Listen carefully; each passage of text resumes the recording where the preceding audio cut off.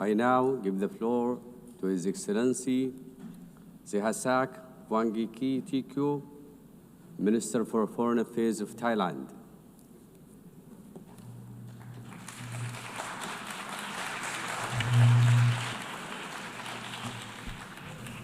Mr. President, Excellencies, distinguished delegates, at the outset, I would like to congratulate you, Mr. President, Madam President, on your assumption to the presidency of the 80th session of the General Assembly. Though I assumed office only a few days ago, my government made it a priority for me to be here today because we believe this moment matters. This 80th anniversary of the United Nations comes at a time when the UN is at a crossroad, facing critical challenges. Let me begin by reaffirming Thailand's steadfast commitment to multilateralism. There is no doubt that the world still needs the UN, and the UN needs all of us. For the UN to fulfill its purpose, it must evolve with the changing times.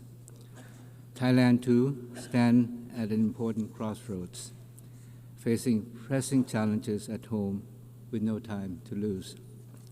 Our vision reaches beyond our borders to the world at large, for we, like all nations, aspire for a peaceful, just, and inclusive world.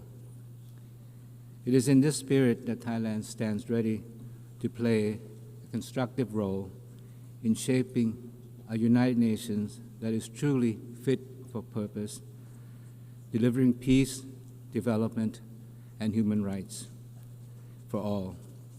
Madam President, this year's general debate theme, Better Together, reminds us that the United Nations is strongest when we act together as one. First, we must unite as one community. 80 years ago, our community of nations adopted the UN Charter with hope for peace. Yet today, we face a world increasingly divided by protectionism, fragmentation, conflicts, and climate change that spares no nation.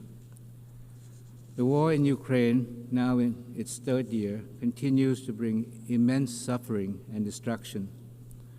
Likewise, the horrendous suffering in Gaza, where innocent civilians, especially children, are paying the heaviest price, weighs heavily on our collective conscience.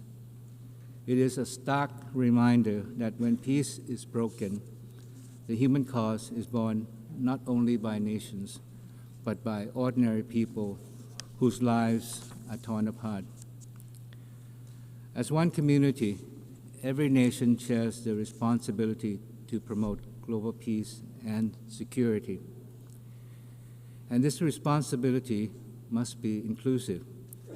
Multilateralism is more effective when women participate fully, whether in peacekeeping, conflict prevention, or humanitarian response. Their voices, leadership, strengthen our community and make peace more durable. I am confident that Madam President's election to lead this assembly will inspire us all to advance UN's Women Agenda with greater resolve. Thailand intends to do our part. Our peacekeepers continue to serve around the world, helping to rebuild lives torn apart by conflicts. At home, we have cleared over 99% of mine-contaminated areas under the Anti-Personnel Mine Ban Convention. This is not just about treaty obligations. It is about giving communities back safe land they can live and grow on. It is about fulfilling our duty to our people. Protecting people at home is only part of the task. We must also respond to transnational challenges like migration, driven by conflict and disasters. a shared test no nation can solve alone. This is a real task for Thailand. For over decades, we have hosted displaced persons from Myanmar. Today, we are giving them greater opportunity to work outside of their temporary shelters so they can live with dignity and contribute to society, to mark our commitment to humanitarian assistance and practical solutions. In the same spirit, Thailand is stepping up our efforts to combat transnational crime, including online scams, as their impacts ripple far and wide. Crimes without border demands cooperation without borders. The vision of one community must begin close to home. Regions are the building blocks of the global community. In our region, peace and stability also lies at the heart of ASEAN's community-building efforts. Yet, challenges exist even in our own neighborhood. The situation in Myanmar remains a grave concern. Thailand has provided humanitarian aid along our borders, and we continue to urge all parties towards dialogue and a viable peace process. This is the foundation for lasting peace in Myanmar. And even among closest neighbors, disputes can arise. Admittedly, the current situation with Cambodia is neither desirable or in the interest of either side. Our peace, stability, prosperity are closely intertwined.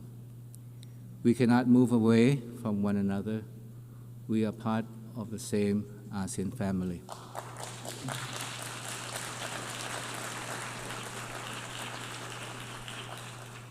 This morning, I intended to say something different and positive, reflecting hope for the future.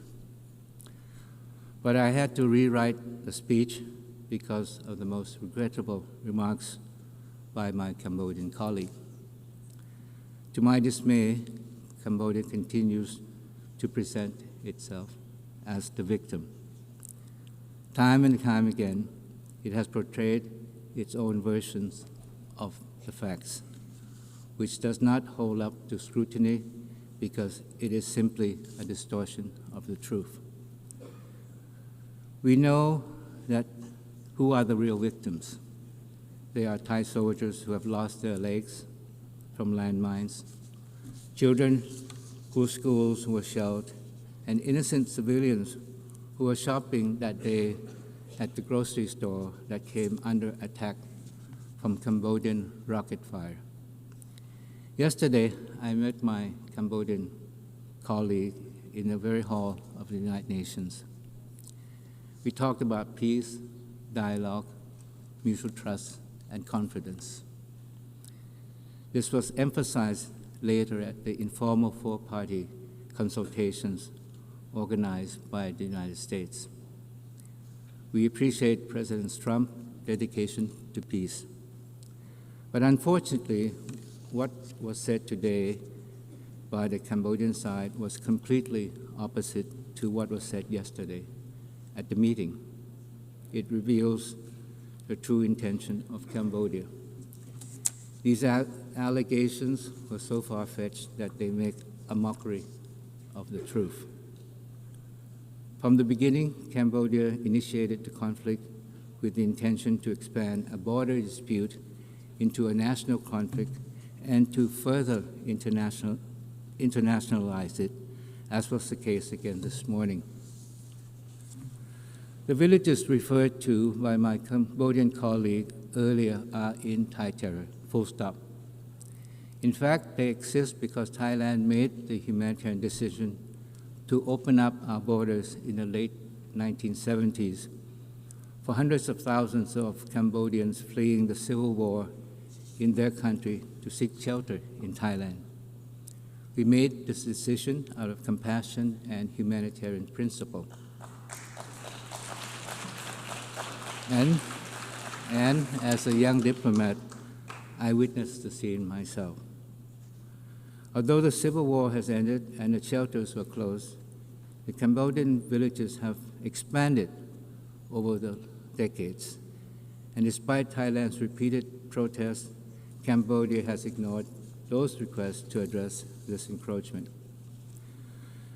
And when peace returned to Cambodia after the 1991 Paris Peace Agreement, we were there to rebuild and to rehabilitate the Cambodian nation to sustain peace.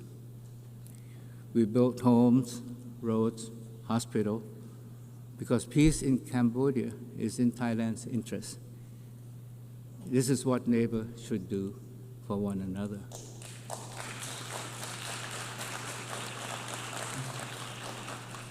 Mr. President, the ceasefire is still fragile. We must make it work. This demands commitment and sincere actions from both sides. Regrettably, Cambodia's continued provocation, including mobilization of civilians into Thai territory and recent firings toward outside, undermine peace and stability along the border. I am referring to a series of incidents since 23rd of September of Cambodia's troop firing at Thai troops stationed along the border. The most recent incident happened just today. Thai troops have also continued to detect surveillance drones intruding into Thai territory on a daily basis across the border areas. These actions constitute a violation of Thai sovereignty and territorial integrity, and the ceasefire agreement reached at the special meeting in Putrajaya, Malaysia, and reaffirmed at the bilateral border committee meeting. Now, let there be no doubt that Thailand has always and will always stand for peace, and we will do everything we can to find a peaceful solution to the current problem with Cambodia. At the same time, Thailand will always stand firm and resolute in the defense of our sovereignty and territorial integrity. We urge Cambodia to work with us in resolving the differences through peaceful dialogue and existing mechanisms. Today, our two countries face a defining choice.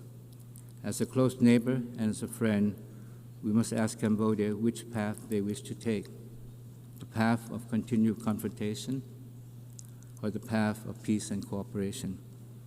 Thailand chooses the path of peace because we believe that the people of both countries deserve no less. But we really question whether it is the intention of Cambodia to join us in this pursuit for peace.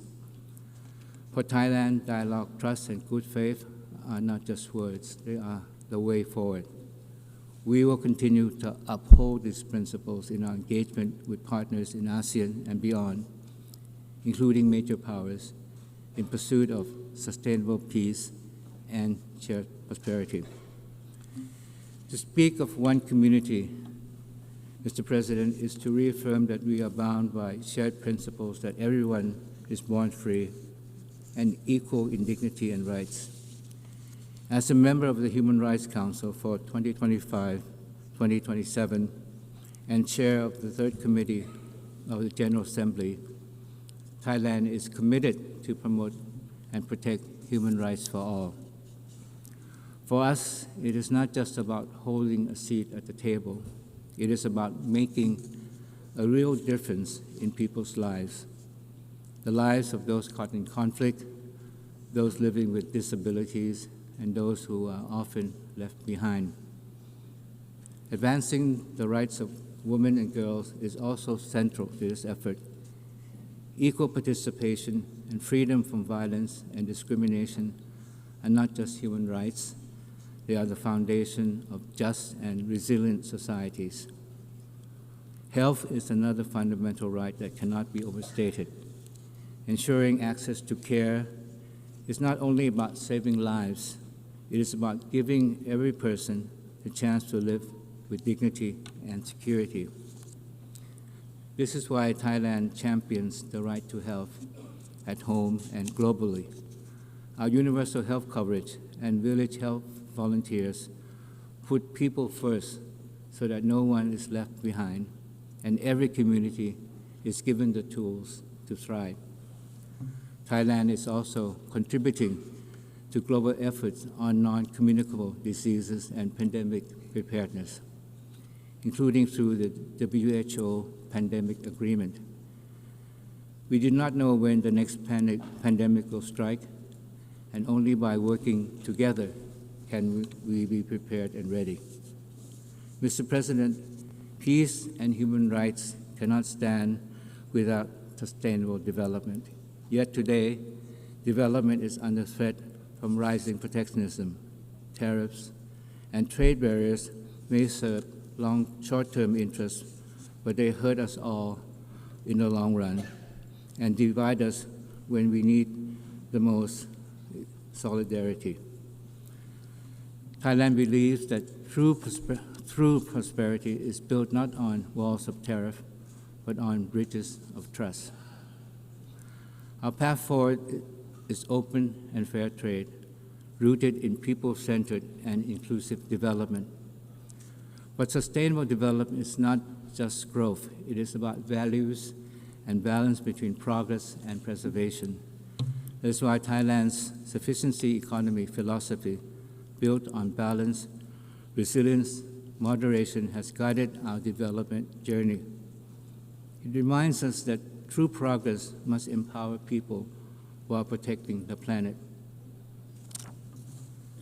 With only 5 years left to achieve the SDGs, we must strengthen partnership at all levels and confront the inequalities and financing gap that still hold back our common future.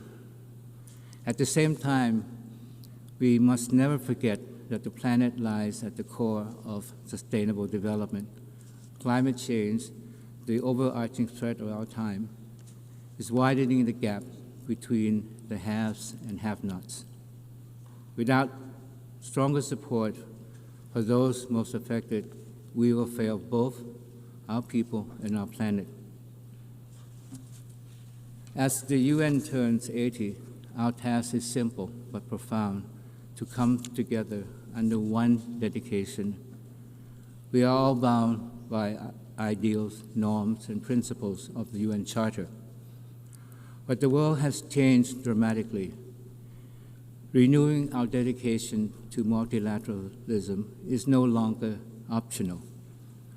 But the truth is, the history of the UN is filled with promises made but not kept. Each unfulfilled pledge erodes the credibility and weakens global trust. If the UN is to remain at the heart of multilateralism, we cannot afford to repeat this cycle. That is why the Pact for the Future adopted last year must become a blueprint for action.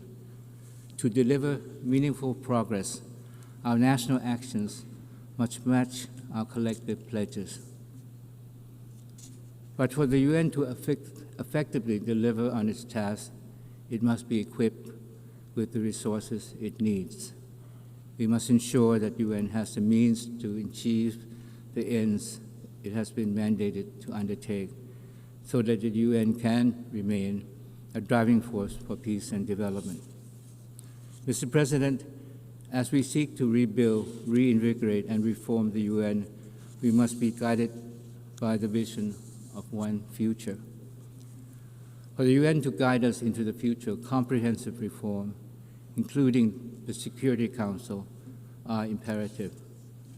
The UN must be more representative, transparent, accountable, and also fit for the future, coherent in action, relatable to people, and adaptive to change. That is why Thailand strongly supports the UN 80 initiative. It is not just about closing financial gaps, but a once-in-a-lifetime chance to make the UN reconnect with the people it serves. But as we strengthen the UN, we must recognize its limit. The UN cannot do everything, and multilateralism is bigger than the UN alone. It thrives when rooted in strong regionalism. Regional institutions are the first responder to crisis, builders of trust among neighbors, and the bridge between global commitments and local realities. For Thailand, ASEAN is our home and our center.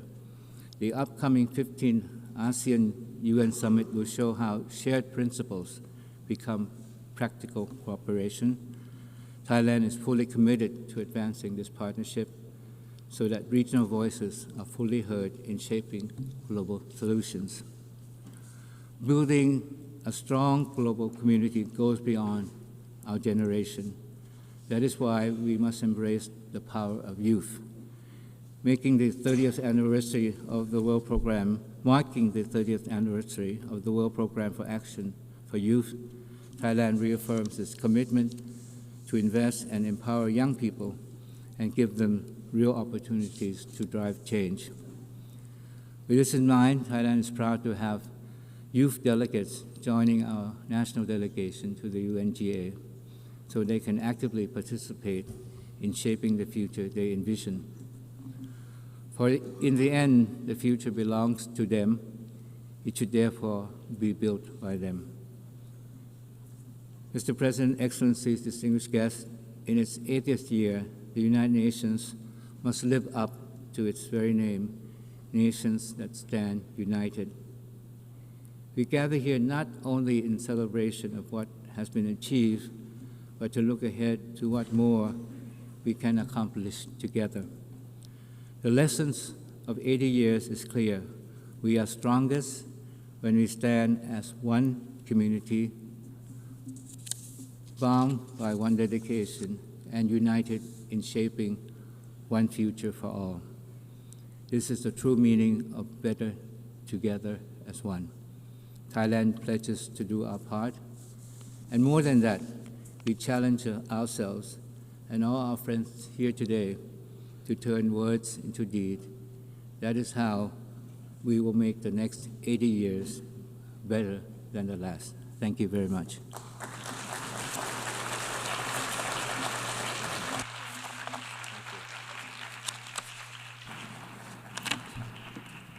أشكر معالي وزير. I thank His Excellency Foreign Minister of Thailand. We have thus heard the last speaker during